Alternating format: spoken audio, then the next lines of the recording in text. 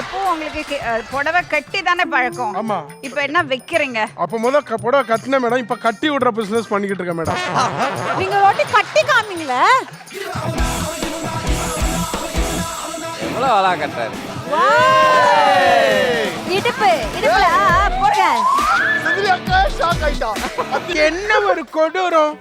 அதாவது கோமாளிங்களை பத்தி எவ்வளவு ஒழுங்கா ஒரு புடவை கட்டுறா முதல்ல. இருங்க மேடம்.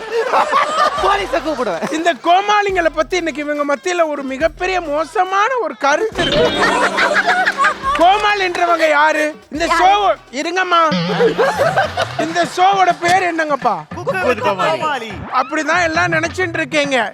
இது குக்க வித்து கோமாளி இல்ல. இந்த கோமாளி எல்லாம் குக்குங்களை வித்த கோமாளி. புரியுதுங்களா? என்ன நினைச்சிட்டு இருக்கீங்க? பொம்பளைங்கன்னா உங்களுக்கு கிள்ளுக்கரையா போச்சு.